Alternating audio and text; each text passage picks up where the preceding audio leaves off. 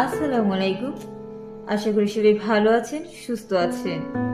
বছরের শুরুর দিকটায় সবার পড়াশোনা কেমন চলছে? বিভিন্ন অনলাইন বইয়ের গ্রুপে দেখলাম জানুয়ারি মাসে অনেকেই প্রায় অনেকগুলো বই শেষ করে ফেলেছেন। মাত্রই আমি কমেন্ট দেখলাম অনেকে প্রায় 10-12টার মতো বই জানুয়ারি মাসেই পড়ে ফেলেছেন। সেই তুলনায় আমি খুবই নগণ্য। তারপরে ভাবলাম আমার জানুয়ারি মাসটা নিয়ে আপনাদের সঙ্গে একটা ভিডিও দেওয়া যাক। বেশ কয়েকদিন হলো আমি ফেস্টিভ্যাল করে কোনো বই রিভিউ দিচ্ছি না, কেননা আমার ফোনের জায়গা খুবই সংক্ষিপ্ত ছিল, যে কারণে ভিডিও তৈরি করা যাচ্ছিল না।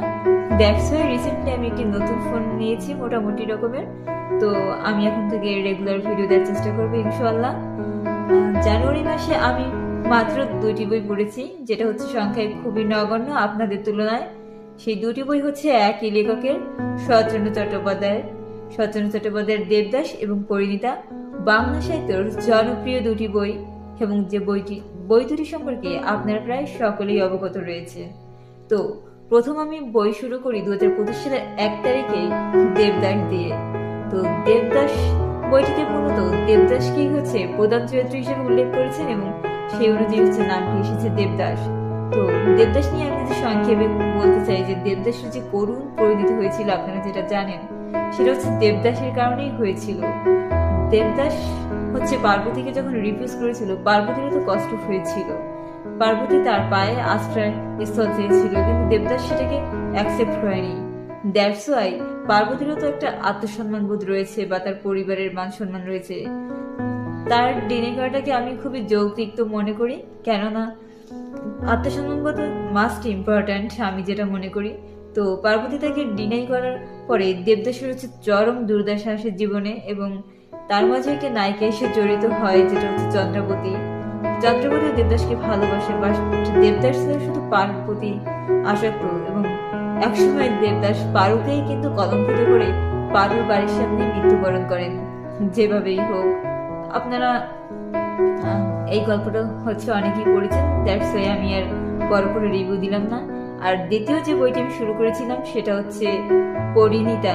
পরিণীতা শরৎচন্দ্র চট্টোপাধ্যায়ের বই, এবং পরিণীতা বলতে গেলে একটি সামাজিক উপন্যাস, এবং আগেরকার দিনে সমাজে যে চিত্রগুলো দেখা যেত ঠিক সেভাবেই লেখক শরৎচন্দ্র চট্টোপাধ্যায় বাস্তবিকভাবে ফুটিয়ে তুলেছিলেন তার উপন্যাসটিতে।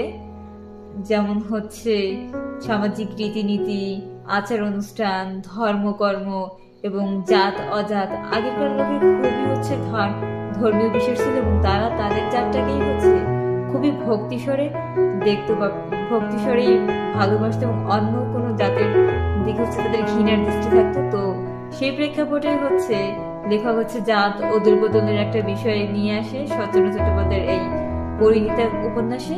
সেখানে তাদের বিভিন্ন ধর্মীয় আখ্যান ফুটে ওঠে, এবং শেষের এন্ডিংটাও আমার খুব ভালো লেগেছে। খুবই একটা খারাপ বই না, এবং ওভারহেটেড যে খুবই একটা হাইপে তোলা বই হবে এমন আমার কাছে মনে হয় না। ওভারঅল ভালো লেগেছে।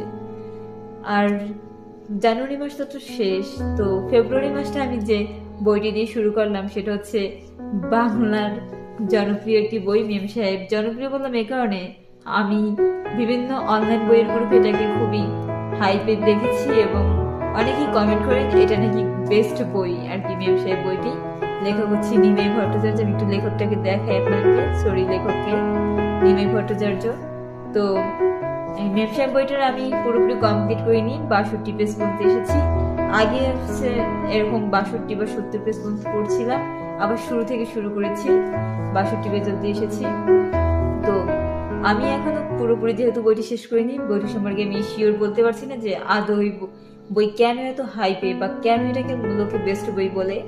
আমি একটি ভিডিও তৈরি করেছিলাম জানার জন্য যে কেন এই বইটি বেস্ট বই। আমি আবারও বলছি, কেউ যদি জেনে থাকেন যে এই বইটিতে কি এমন রয়েছে যার কারণে আপনাদের এত ভালো লেগেছে, তো আমাকে অবশ্যই জানাবেন কমেন্ট করে। আর আপনারা আপনাদের ফেব্রুয়ারি মাস কি বই দিয়ে শুরু করলেন সেটা অবশ্যই বলবেন আমাকে। সবাই ভালো থাকবেন, সুস্থ থাকবেন, সবার অনেক অনেক বই পড়ার প্রতি মনোযোগী আসুন, এবং আপনারা সংখ্যায় আরো বেশি বেশি বই পড়ুন। এবং সেই সাথে আমি একটা কথা বরাবরই বলতে চাই যে আপনারা একাডেমিক বইটাতে বেশি ফোকাস করবেন, আপনাদের career, because career is must. যার টাকা নেই তাকে কিন্তু বর্তমান পৃথিবীতে কেউ মূল্য দেয় না বললেই চলে। সো একাডেমিক বই মাস্ট, তারপর পাশাপাশি থাকবে আমাদের এই সাহিত্যের বইগুলো। তো আচ্ছা, এই পর্যন্তই। সবাই ভালো থাকবেন, সুস্থ থাকবেন। আল্লাহ হাফিজ।